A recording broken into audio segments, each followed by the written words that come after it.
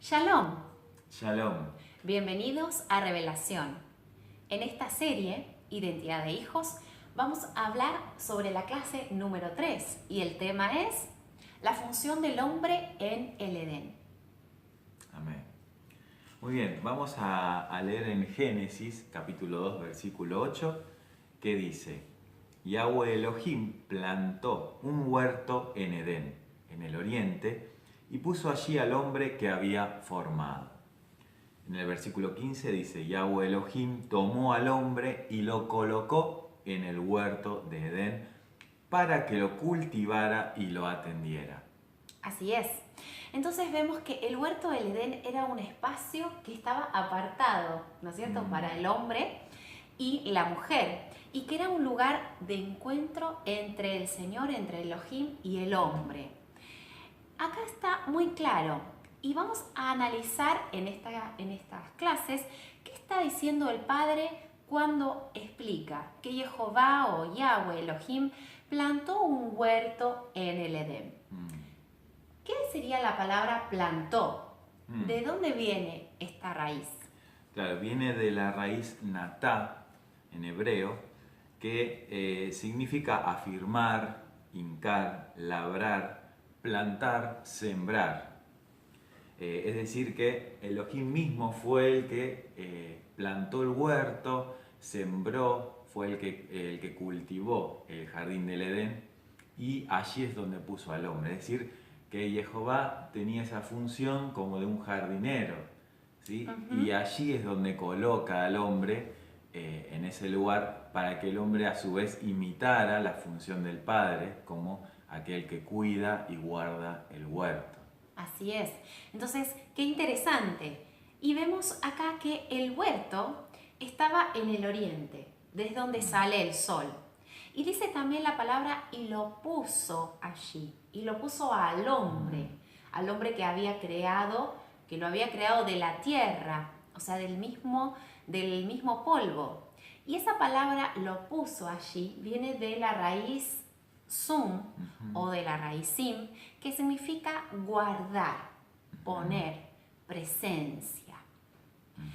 Qué interesante, porque Elohim lo afirmó, lo puso el Señor en ese lugar donde mora la presencia, o sea, para que la presencia del hombre esté guardando ese lugar. Nos está hablando de dos características: poner, guardar, presencia. Ahora también la presencia del Señor habitaba en esa tierra.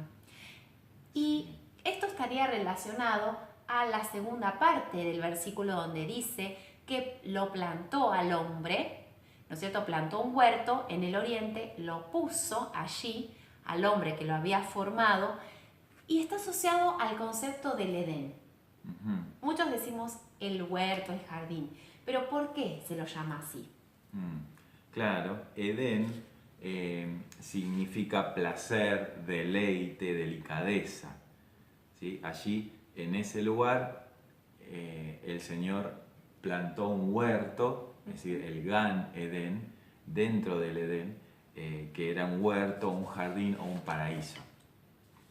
Entonces, claro, ahí vemos que el Edén era una región geográfica que tenía ciertos aspectos espirituales también, que se veía tanto en lo natural como en lo espiritual. Se veía esa interacción en donde el hombre podía estar tanto en lo que es lo corpóreo como en lo espiritual, es decir, oficiaba dentro de esta esfera, ¿sí? Entonces, allí es donde Elohim pone al hombre, ¿sí?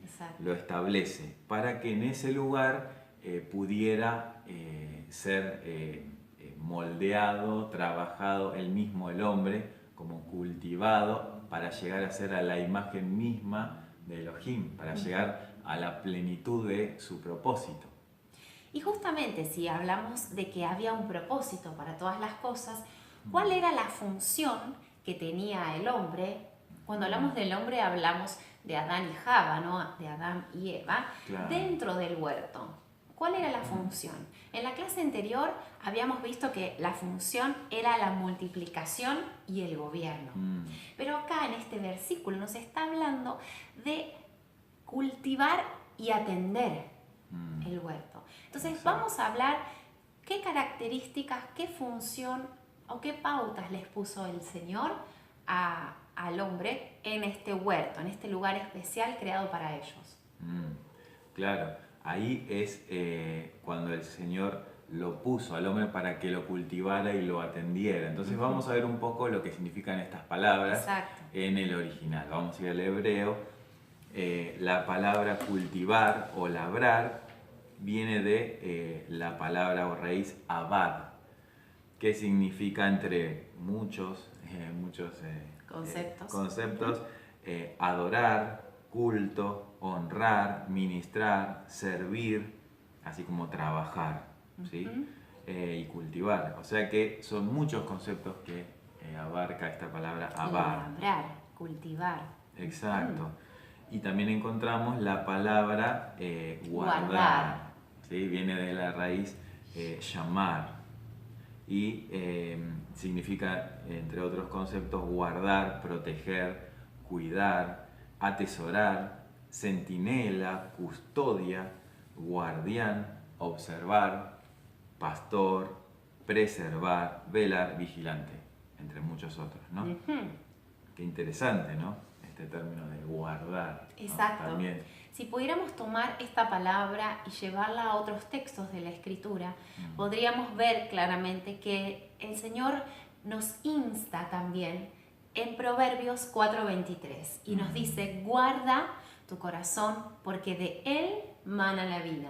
Y la palabra guardar es la misma que es utilizada en este texto, mishmar, que viene de la palabra llamar.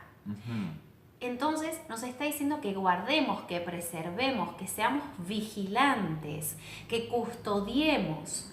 A Adán y a Java les dijo que custodien, que guarden, que preserven. Ahora, ¿de qué tenían que guardarlo? ¿De qué tenían que preservarlo? Estaban ellos dos, estaban los animales de la creación, estaba todo aquello dispuesto y protegido por el Padre, por su Creador, pero evidentemente ellos tenían que ser vigilantes, tenían que guardar y custodiar ese lugar que el Padre les había encomendado para ellos. Hoy el Padre nos insta a guardar nuestro corazón porque de él mana la vida. ¿Por qué? Porque somos un cuerpo, somos un espíritu en un cuerpo, porque somos barro, porque somos tierra, porque somos moldeados y tenemos que ser moldeados a su imagen. Y también es muy importante que la parte en donde nos referimos a que debemos gobernar y sojuzgar y vigilar para que los enemigos externos no vengan, ¿no es cierto? O no nazcan de nosotros. Tal vez podríamos decir que no nazcan de nosotros espinos, cardos o crecimientos en nosotros, aguas amargas que fluyan de nosotros, que no están dentro del diseño del Padre. Entonces vemos claramente que hay una función de que Adán y Java tienen que guardar, que custodiar. Y nos está hablando también de que tenían que guardarlo, ¿no? ¿Por qué esta función es importante para el Padre y con qué paralelo nos está llevando en las Escrituras? Sí, realmente fue una revelación poder encontrar los pasajes en donde están estas palabras y que justamente están hablando de estas mismas funciones que Adán y Java tenían, aparecen en lo que es el tabernáculo y los levitas, los hijos de Aarón. Aparecen todas estas funciones, así como estaban en el Edén, aparecen ahora en el tabernáculo. Es decir, esas mismas palabras de abad y llamar aparecen en relación al tabernáculo, y ahora lo vamos a ver. Bien. En Números 3, del 5 al 8, dice: Yahweh le habló a Moshe y le dijo: haz que se acerque la tribu de Leví y ponlos a las órdenes de Aarón, el sacerdote, para que les sirvan. Ellos realizarán deberes para él y para toda la comunidad delante de la carpa de reunión, haciendo la obra de la morada. Ellos se encargarán de todos los utensilios de la carpa de reunión, un deber a favor de los israelitas haciendo la obra de la morada. Y es muy interesante que aquí encontramos las palabras de abad y shamar, ¿no? Las mismas funciones que tenía cultivar y guardar. Entonces vemos, ellos realizarán deberes, ellos realizarán llamar para él y para toda la comunidad en la carpa de reunión, haciendo la abad de la morada. Ellos se encargarán, ellos llamar de todos los utensilios. Claro, guardar, llamar, exacto, los utensilios. Es decir, hacer la obra de la morada, el servicio en el tabernáculo estaba comparado, así como los levitas servían y ministraban delante del Señor en el tabernáculo, se comparaba a la hora de cultivar y labrar que tenía Adán. Y así también de guardar los utensilios que estaban dentro del tabernáculo como algo sagrado y que debían proteger, la palabra llamar, de guardar y proteger, era la función que Adán tenía en el Edén, es decir, de proteger y guardar, como ya sabemos de la serpiente antigua, de que no entrara, digamos, el pecado y corrompiera ese espacio sagrado, ¿no? Por lo tanto, lo que a ellos les era demandada era la obediencia, ¿no es cierto? La obediencia a la palabra. Ellos sabían que aún no debían tomar de ese fruto del conocimiento del bien y del mal, y sabían que el enemigo acechaba alrededor. Simplemente que en ese momento sabemos que no estaba manifestado como una serpiente hasta ese momento, ¿no? Pero bueno, vemos que en el Edén entonces, ¿a qué se estaría asemejando? El Edén se asemeja al santuario, ¿no es cierto? Y el hombre, Adán y Java, se asemejan al primer sacerdote. Entonces, al observar el jardín del Edén, vamos a ver que Adán fue puesto en un huerto. Todo es sombra y figura, todo es tipología, y una y otra vez el Padre nos muestra el deseo de Él de que el hombre esté en continua comunión con el Creador.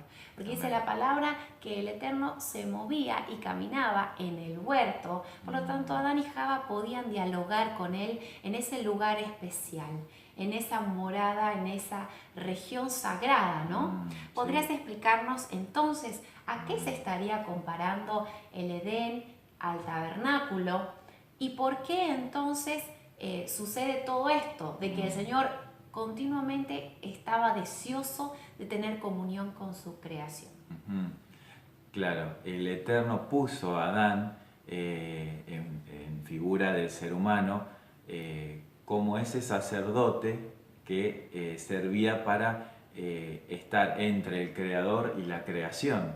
Y así como lo invistió de esas vestiduras sacerdotales, también lo investía como la figura de un rey, es decir, la imagen, el Selem, que habíamos analizado anteriormente, de la figura que hay un rey que gobierna sobre la creación. Es decir, que el hombre, así como tenía esa función de gobernar, sojuzgar, estaba investido de esa imagen del Creador como rey, así también estaba investido de estas vestiduras sacerdotales para manifestar que había una relación íntima entre el Creador y la creación, que no estaba totalmente desentendido del Creador de su creación, sino que estaba unido.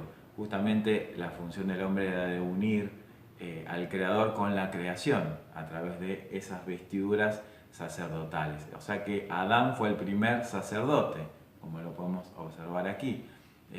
Entonces esas vestiduras que Adán tenía, ¿no? Como esas vestiduras de luz que hemos visto en la clase anterior. Exacto, esas eran esas vestiduras sacerdotales, ¿sí? Que estaban invistiéndolo con esa tarea, esa función a Adán.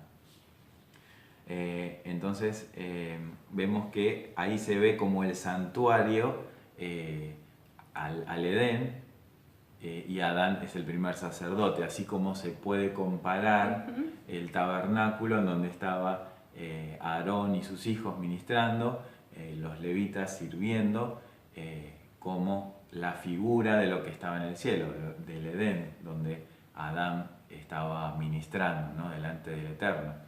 Así que se ve esa comparación, el Edén con el tabernáculo y Adán y el sacerdote. Bien, ¿no? ahora es importante ver que el hombre había sido puesto en un lugar, pero al pecar ellos son expulsados. Acá se genera el primer exilio. Entonces, Sí. una vez más, el Padre desea que su creación, los hombres, que son los mediadores entre el cielo y la tierra, puedan otra vez tener comunión con el Creador y el Eterno. Entonces, Él ordena a Moisés que establezca un tabernáculo. Este diseño fue justamente para poder volver a formar ese espacio sagrado en donde el hombre tenga relación con su Creador. ¿Y por qué vemos claramente este paralelo? Vamos a explicar un poquito entonces cómo estaba formado el Edén, cuáles eran las divisiones, porque creemos que el Edén era uno solo, ¿no? Claro. Pero no es solamente el Edén. ¿Cómo estaba formado? Claro, encontramos un paralelismo entre lo que es el Edén y el tabernáculo, justamente al observar las divisiones del tabernáculo, vamos a poder entender un poco más lo que era el Edén, ¿no? Porque en el Edén encontramos lo más íntimo, digamos, lo más pequeño, por así decirlo, era como el Gan Edén, el huerto del Edén, ¿no? El lugar donde Jehová sembró y plantó el huerto, era lo que se compara después con el lugar santísimo, es decir, el espacio más íntimo. La relación del La hombre relación, con el Padre. Claro, la intimidad. Luego estaba lo que sería el Edén, la tierra de Edén, que era como el lugar santo en el tabernáculo o en el templo. Ahí no vemos que hay una división, digamos, entre lo que es el Edén, porque vemos que el Edén a su vez tenía un huerto que se plantó en el oriente, y ahí es donde estaba la figura del rey, ¿sí? Donde Jehová se manifestaba como el rey de la creación, en donde era como una montaña en donde se manifestaba la presencia del Creador. Y el hombre podía acercarse sin ninguna limitación, sin ninguna barrera, sin ningún velo. Cuando vemos en el tabernáculo, vemos que está el lugar santo, pero hay una división entre el lugar santo y el lugar santísimo, en donde el lugar santo está la menorá, donde está la mesa de los panes de la presencia, donde está el altar del incienso, y en el lugar santísimo, donde está la presencia misma del Eterno, simbolizada por el arca del pacto. ¿Sí? Y luego, al entender el resto, digamos, de la creación, vemos la tierra como si fueran los atrios del templo. ¿Sí? Entonces vemos en el tabernáculo los atrios, lugar santo, lugar santísimo, y así también vemos la tierra como creación, y vemos el Edén y el Gan Edén, el jardín del Edén. Entonces vemos esas comparaciones, ¿sí? Entonces así se podía manifestar tanto en los cielos como en la tierra el gobierno del Creador y la relación que el Padre quiere tener con sus hijos.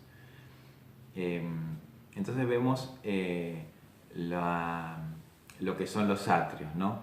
Porque recién vamos a poder entender un poquito esto cuando vemos que el hombre es expulsado del jardín del Edén, ¿no? Que dice que el hombre fue expulsado luego de haber pecado, ¿sí? Es decir, que entendemos que fue saliendo, digamos, hacia el oriente, fue saliendo de ese lugar santo hacia las puertas, sale, digamos, de las puertas del Edén y queda afuera, como si fuera en los atrios, ¿no? Comparándolo con el tabernáculo.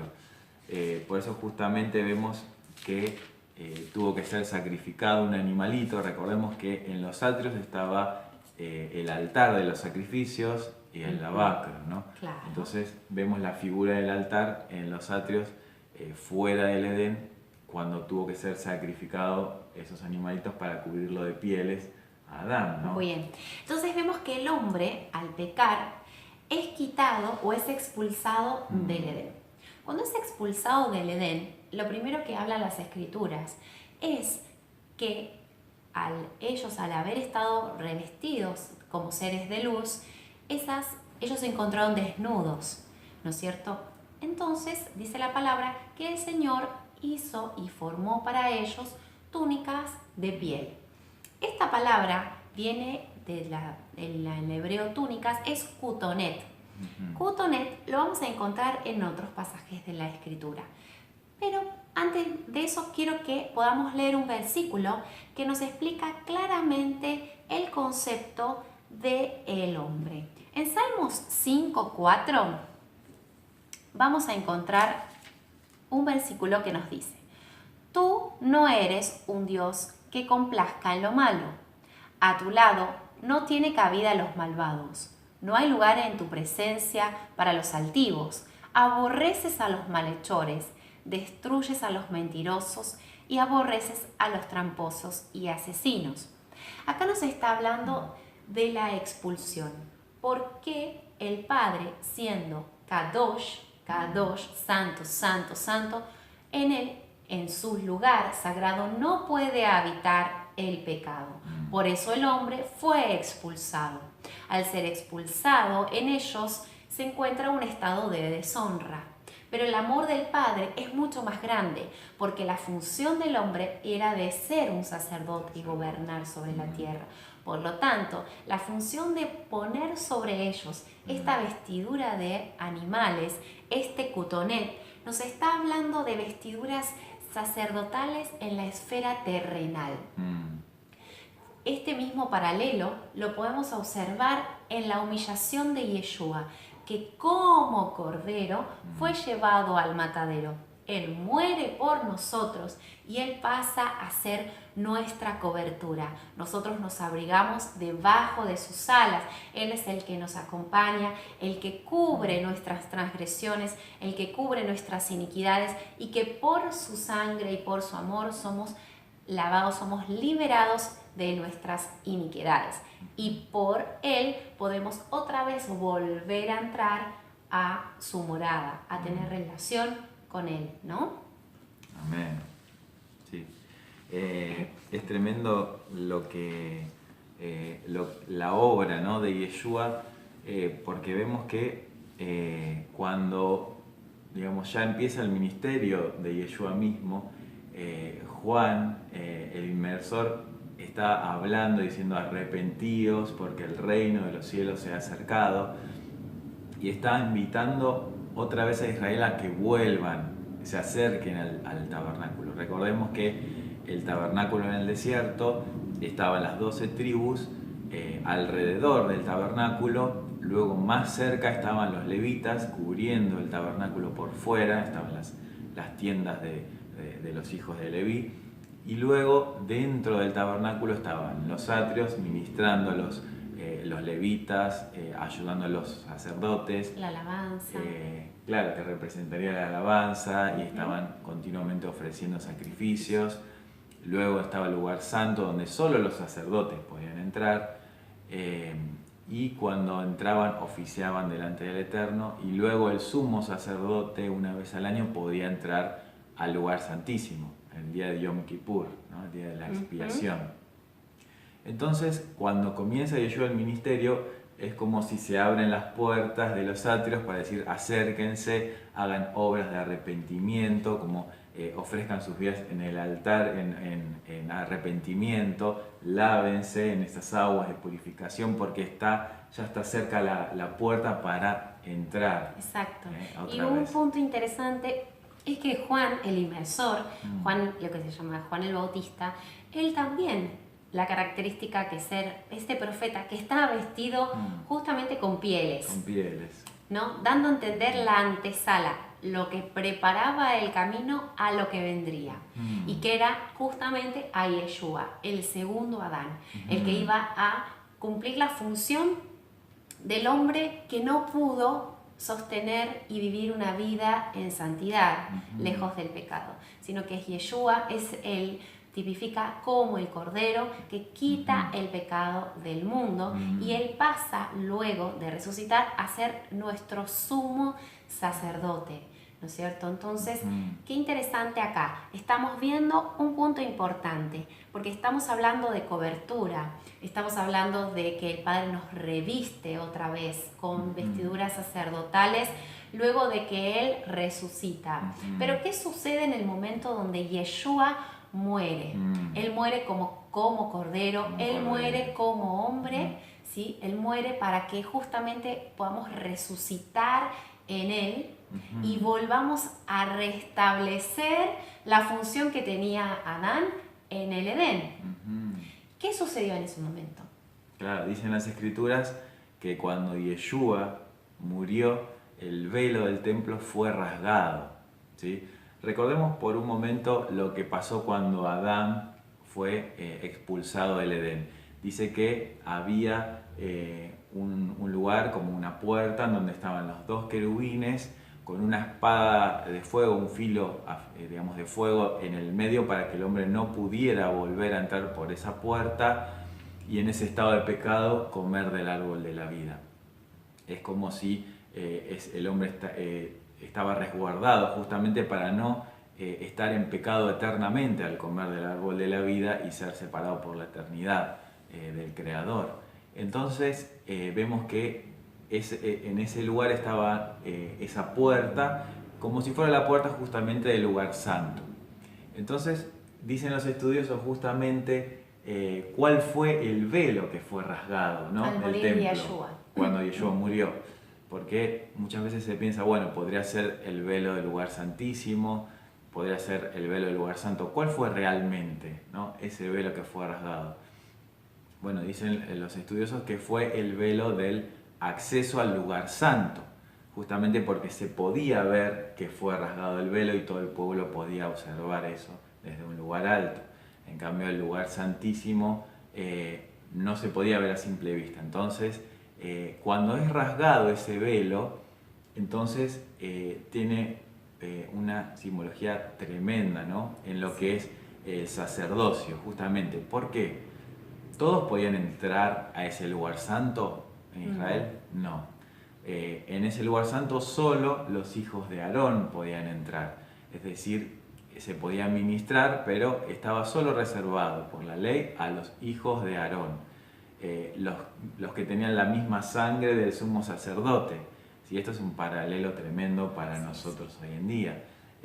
Si somos parte de esa sangre del sumo sacerdote Yeshua, que es sumo sacerdote no terrenal, porque Yeshua no vino a usurpar la tarea de la función, sacerdotal de Aarón, sino por el contrario, vino a restablecer esa comunión del pueblo con el Elohim de Israel. Y así, entonces, el sumo sacerdote, según el orden del Melquisedec en los cielos, abrió esa puerta otra vez para que el pueblo ahora, a través de la sangre de Yeshua, teniendo parte, teniendo el convenio renovado, el Brit Hadashah, a través de Yeshua, pudiera entrar como sacerdotes de este orden espiritual, celestial, otra vez al Edén, es decir, al tabernáculo celestial. Entonces ese velo fue rasgado, dándonos a entender que podíamos otra vez entrar al Edén, a ese tabernáculo celestial. Y tengamos en cuenta, claro, que Yeshua hizo la obra como sumo sacerdote y a la vez él fue el cordero, recordemos en los atrios lo que había, ¿no? Estaba el altar del sacrificio, como un cordero él fue sacrificado, su propio cuerpo fue sacrificado. Entonces él entregó su vida para volverla a tomar y él entregó su cuerpo como sacrificio. Y no solo eso, sino que para poder entrar al santuario, además de la sangre, se necesitaba ser lavados con las aguas de esa fuente ¿Y qué pasó en la última cena, ¿no? Con los Exacto, discípulos? eso es interesante. Recordemos que estamos en el momento cercano al Pesaj, es cercano a la Pascua, Claro. donde Yeshua iba a ser sacrificado por amor a nosotros. Y en ese momento, todo sacerdote sabemos que tenía que auspiciar para ofrecer sacrificios y entrar al lugar santo, él era necesario lavarse. De hecho, eso estaba dentro de los rituales comunes. Pero lo más común era lavarse las manos antes de comer. En este caso, Yeshua dijo a los discípulos, les voy a lavar los pies. Entonces dijeron, ¿pero por qué, Señor? Entonces lávanos completos. Si no les lavo los pies, no tendrán parte conmigo. Entonces, qué importante. Acá estamos hablando del concepto de lavamiento.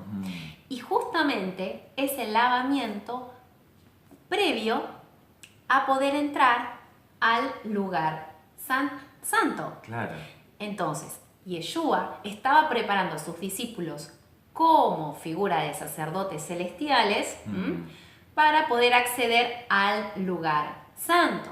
Así como un sacerdote se prepara en el lavacro, lava las manos y los pies para poder entrar luego de hacer el sacrificio al lugar santo. O sea, este paralelo es muy interesante. Todo esto es en base anterior a la muerte de Yeshua, tipificando y mostrándonos que la muerte de Yeshua fue mucho más que solamente el quitar nuestros pecados, sino que nos permitía acceso al lugar santo, a este lugar tan valioso en donde se encontraban estos tres utensilios. ¿Cuáles eran estos tres utensilios?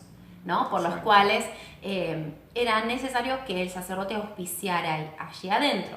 Hacia la derecha teníamos los panes, con los 12 panes en la mesa, ¿no es cierto? Claro, luego teníamos la mesa de la presencia, luego tenemos el incensario, donde se ponían los inciensos, las especias, y al lado izquierdo encontrábamos la menorá, o el candelabro de los 7 brazos. Cada uno de estos candelabros, de las mechas o de las luces, representan los 7 espíritus del Eterno, pero también representan las 7 fiestas, así como los panes representan a las 12 tribus de Israel y el incienso, la adoración de los santos para con él.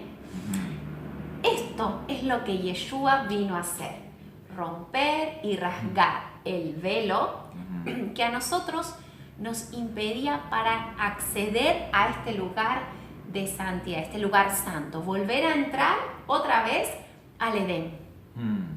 Lo que Adán y Java fueron expulsados, a través de Yeshua volvemos a tener entrada. Ahora, qué interesante también ver que la palabra nos habla constantemente, una y otra vez, de la importancia de estar en santidad y que estos utensilios tenían una representación, porque así como es en el cielo, es en la tierra. El Padre lo ordenó así porque todo tiene un simbolismo. Sabemos que esta menorá también representa ese árbol de la vida, en las cuales Adán y Java no podían acceder porque estaba constantemente esa espada, ¿no?, de los ángeles cuidando la entrada para que ellos no accedieran. Sin embargo, ese velo del lugar santo fue rasgado. Y ahora tendríamos acceso, claro, ¿no es al árbol cierto?, de la vida, al árbol ¿no?, de la vida, que es Yeshua. En el cielo, como el Edén, que fue restaurado en Yeshua, ¿no? Y está siendo restaurado para que nosotros como sacerdotes en ese orden celestial podamos entrar, ¿no?, a tener acceso a ese árbol de la vida, que es Yeshua mismo.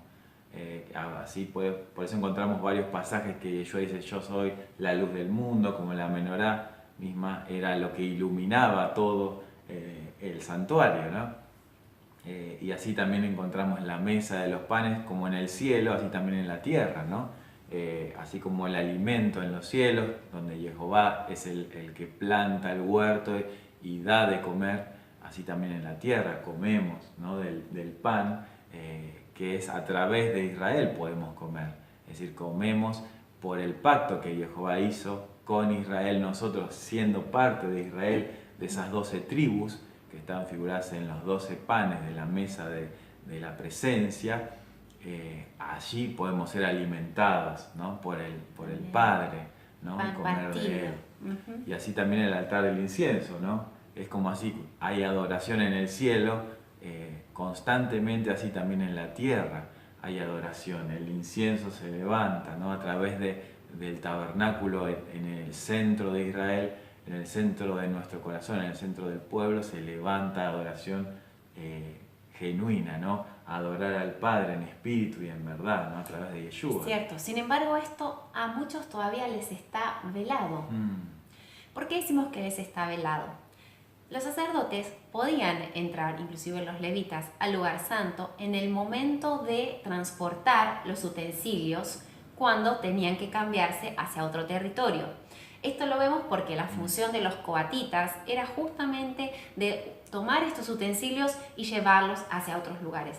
Pero estos utensilios no podían ser visibles ni para el pueblo ni para los demás levitas, solamente para los de Aarón.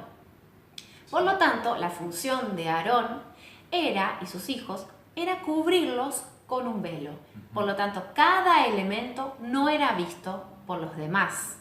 Eso significa que el velo cubría cada uno de estos elementos sagrados. Entonces, nosotros decimos que Yeshua rasgó ese velo para que podamos entrar. Sin embargo, para muchos de nosotros aún no nos fue develado el misterio de cada uno de los utensilios. Eso lo entendemos muy claramente, porque fíjense, los discípulos creyeron en Yeshua, creyeron en su resurrección, pero luego hubo un tiempo y un periodo en donde el Mesías todavía no se había presentado a ellos. Y eso lo vamos a encontrar en Lucas 24, del 30 al 31. ¿Y qué dice? Dice, luego estando con ellos a la mesa, o sea, Yeshua estando con los discípulos, tomó el pan, lo bendijo, lo partió y se los dio. Entonces se les abrieron los ojos y lo reconocieron. ¿Sí? Así Ahí es. lo vemos, ¿no? Claramente. Exacto. Entonces vemos que, como dice Pablo, ruego para que los ojos les sean abiertos, los ojos del entendimiento y para que puedan comprender las escrituras. Entonces, si nosotros no tenemos identidad de Israel, no nos va a ser develado el misterio de cada uno de estos utensilios. ¿Cuántos de nosotros nos sentimos cómodos en los atrios? Sirviendo, alabando, pidiendo perdón por nuestros pecados, entregando nuestras ofrendas, estando en sacrificio para el Señor, pero no accedemos a este lugar santo que el Padre nos permite entrar.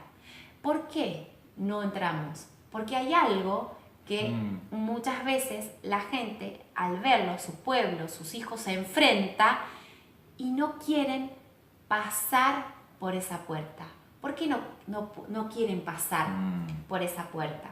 Claro, justamente por lo que estaba en el jardín del Edén y que nos deja ver esta realidad espiritual, que es esa espada afilada, esa espada de fuego, ese filo, por el cual para poder acceder al Edén tenemos que pasar. Es decir, para poder entrar al tabernáculo a través del velo rasgado, tenemos que pasar por esa espada afilada que es Yeshua mismo, la palabra viva, que es como espada cortante, dice la palabra, ¿no? De dos filos, y que tiene que separar en nosotros lo que es santo de lo que es profano, lo que es de la nueva creación de lo que es de la vieja naturaleza. Es decir, no puede entrar al jardín del Edén el pecado, ya lo vimos que la santidad de Yeshua misma no lo permite.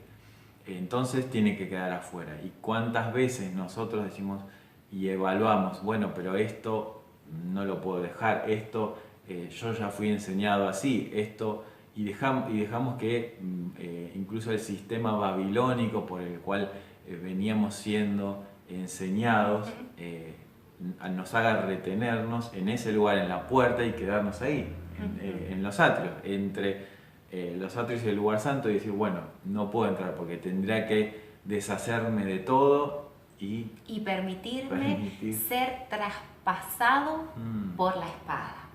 Y Sí, muy tremendo. pocos quieren ser traspasados y sentir y pasar por la circuncisión del corazón. Muy pocos quieren aceptar que debemos ser circuncidados en nuestro corazón, morir a la vieja naturaleza y ser nueva creación para poder acceder como sacerdotes en santidad, en Kadosh, y que nos sea luego quitado de nuestros ojos la revelación de cada uno de ellos. Entonces, rogamos para que a ustedes también les sea quitado los velos para poder ver estos hermosos misterios que el Padre tiene para cada uno de nosotros. Que puedas ver que esos panes somos cada uno de nosotros como tribu de Israel. Que puedas entender que esa menorá, ese candelabro de los 7 brazos, es la representación de Yeshua mismo que se quiere manifestar a nosotros a través de esas fiestas. Y que celebrando las fiestas del Eterno, nosotros no solo obedecemos la palabra, sino que también nos hacemos parte de la amada y estamos ensayando para lo que va a venir. Aún esto es sombra de lo que ha de venir. Y que para que haya una verdadera adoración al Padre necesitamos justamente ser traspasados, necesitamos comprender estos dos utensilios para luego acceder a la adoración a nuestro amado Padre. Este lugar es este segundo templo que ya fue derribado, es porque el templo ahora pasamos también a ser nosotros. No significa que el tercer templo no tenga que ser construido, porque justamente es necesario que el tercer templo se construya para que luego venga el Mashiach a reinar y luego estemos en la Jerusalén celestial juntamente con él. Pero este segundo templo está tipificando que también, al ser destruido, el templo pasamos a ser nosotros, hasta que el tercer templo sea construido y luego reinemos juntamente con él en acceso al lugar santísimo, o al Kadosh Kadoshim, donde su presencia y su morada eterna será y donde la gloria Kavod se podrá ver. Porque hasta ahora estamos viendo la Shejina, la gloria visible, la manifestación de él. Pero no la Kavod, porque si no estaríamos muertos. Por lo tanto, todos esperamos ansiosamente la venida del Mashiach para vivir juntamente con él en el eterno, ¿no es cierto? Edén, ese jardín del Edén, esa hermosa morada que nos prepara para que habitemos con él. Sí, es glorioso, porque además todo esto nos hace ver los diferentes estadios y a la vez las partes del templo. Cuando justamente hablábamos de los atrios, muchos enseñan también los diferentes nombres, ¿no? de las cortinas y demás, que bueno, no está en la palabra, pero se aplica justamente a lo que es Yeshua mismo, al haber dicho yo soy el camino, la verdad y la vida. Muchos entienden esto como la comparación con los 3 velos, es decir, el velo que da entrada a los atrios, el camino, ¿no? El velo que da entrada al lugar santo, la verdad, y el velo que da en la entrada al lugar santísimo, la vida. Es decir, que fue abierto ese primer velo para que hubiera arrepentimiento, perdón de pecados, y a través de la obra de Yeshua podamos entrar a través del segundo velo, como a través de la verdad, ¿no? Dice Yeshua, y conoceréis la verdad, y la verdad os hará libres. Es decir, libres ¿para qué? Para poder ser parte de Israel, para poder ser parte del convenio, para poder adorar al Padre en espíritu y en verdad, habiendo sido arrancado de nosotros el pecado, habiendo sido parte del convenio a través de las fiestas, poder acercarnos cada vez más al Eterno a través de Yeshua mismo y poder disfrutar y comer de él, ¿no? Es el maná, el pan que descendió del cielo, Yeshua, y a través de él podemos acercarnos en comunión al Padre. Y así como Yeshua es el sumo sacerdote, recordemos cuando entraba el sumo sacerdote al lugar Kadosh, Kadoshim, santo de los santos, entraba con el pectoral, y en el pectoral justamente estaban las 12 piedras que representaban las 12 tribus de Israel, es decir, que a través de Yeshua podemos estar delante del Padre, en él, ¿no? Y entonces es glorioso poder ver que se abre ese velo de la verdad y podemos entrar y ministrar como sacerdotes en este templo espiritual. Y dice Pablo que cuando el Mashiach, vuestra vida se manifieste, entonces nosotros seremos manifestados con Él en gloria, es decir, ahí Él mismo va a ser el lugar santísimo abriéndose a través del velo de la vida para que nosotros podamos tener esa vida eterna, esa vida renovada, la vida del nuevo hombre y estar en presencia, panim, cara a cara con el Eterno a través de Yeshua, que es la misma imagen del Elohim invisible.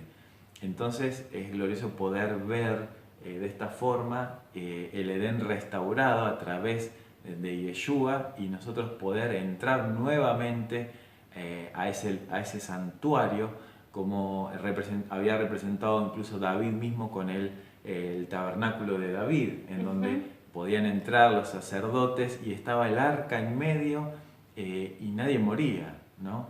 Fue algo milagroso que es figura de lo que pasará en la eternidad, ¿no? Cuando Yeshua venga a reinar, cuando esté el tercer templo construido, y Yeshua venga, se manifieste el Rey de Justicia, entonces ahí se va a manifestar los hijos de Elohim, es decir, vamos a ser manifestados con Él en gloria. Por eso cuando Yeshua se manifieste, va a haber resurrección de muchos para vida y otros para condenación, para confusión. Entonces, si somos manifestados en Él, en Yeshua, a través de su vida, entonces vamos a ser esos sacerdotes y se va a ver en nosotros justamente lo que hablábamos, ¿no? De los frutos del jardín del Edén, o sea, en nosotros mismos, como ese microcosmos del Edén dentro nuestro, habiendo cultivado, ¿no? Habiendo trabajado nuestra tierra, habiendo quitado los espinos, los cardos, las durezas, las iniquidades, ¿no es cierto? Esas raíces hereditarias que nos llevan al pecado, habiéndonos liberado de esas viejas costumbres y habiendo incorporado la palabra de verdad en nosotros, habiéndonos dejado traspasar una y otra vez por su palabra y una y otra vez ser alumbrados con la luz de la menorá, con la luz de Yeshua, con la luz de su palabra, de los 7 espíritus, del Ruach, con la luz de las fiestas y poder así trabajar y ser esos que guardan el corazón, que guardan la relación nuestra con el Padre, que guardan esa relación del Hijo con el Creador, una y otra vez. Entonces, esta es la palabra que el Padre nos está trayendo, nos insta una y otra vez a ser confrontados y amarle cada vez más. Amén. Y recordemos ese pasaje, ¿no? Que veíamos de guardar, ¿no? De llamar, que decía guarda tu corazón porque de él mana la vida, ¿no? Esas aguas de vida que Yeshua dijo, el que cree en mí de su interior correrán ríos de agua viva. Es decir, se restaura, ¿no? El Edén, de donde salían los ríos, donde corrían las aguas. Es decir, que nosotros cuando somos limpiados, como decías, de esas aguas amargas, esas aguas son renovadas por las aguas de lo alto, como ve Ezequiel en la visión del templo, ¿no? Que salían de debajo del trono las aguas, así como hay un río en el cielo, ¿no? También en Jerusalén se va a manifestar esas aguas que van a salir de Jerusalén y van a dar vida a la tierra, ¿no? Esas son las aguas de Yeshua, la palabra del Eterno, que son las que traen vida y vida en abundancia. Amén. Amén. Así que es glorioso todo esto que el Padre nos enseña, ¿no? Del Edén, en su palabra, que trae vida a nosotros, ¿no? Entonces es muy importante que nosotros podamos guardarnos para Él, guardar nuestro Edén, porque dice que hay un pasaje que habla de que la tierra que estaba desolada, que volverá a ser cultivada, que volverá a ser habitada. Amén. Eso estaba en Ezequiel 36, 33. Y Jehová, Yahweh, Elohim dice, en el día que yo te lavé de toda tu iniquidad, yo causaré que las ciudades sean habitadas y las ruinas construidas. La tierra desolada será cultivada, donde donde antes yacía desolada, para que todos los que pasaran la vieran. Entonces ellos dirán, la tierra que estaba desolada se ha convertido como el Gan Edén, y las ciudades que estaban arruinadas, abandonadas y desechadas están habitadas. Amén. Glorioso, ¿no? Así que, bueno, se Es está un desafío. reconstruyendo, ¿no? Así como se está limpiando la tierra, ¿no? El Señor está limpiando nuestra tierra, la tierra está siendo sanada, amén. Y así está siendo reconstruida la ciudad, está siendo reconstruida Jerusalén, está siendo habitada, va nuevamente a reconstruirse el templo, y esto es algo espiritual que está pasando, ¿no? Así como en el cielo se hace en la tierra y está siendo levantado a través del templo la adoración de Israel hacia el Padre, para tener comunión, y a través de Israel las naciones puedan venir y tener comunión con el Padre, con el Creador de todas las cosas. Así que es algo glorioso y tremendo que podamos atesorar, nosotros guardar nuestro corazón, guardar la vida dentro de nuestro corazón, atesorarla, y ser guiados a toda verdad. A través del Espíritu. Así que no olvidemos nuestra función, labrar y guardar la tierra. Amén. Amén. Shalom a todos. Shalom. Shalom.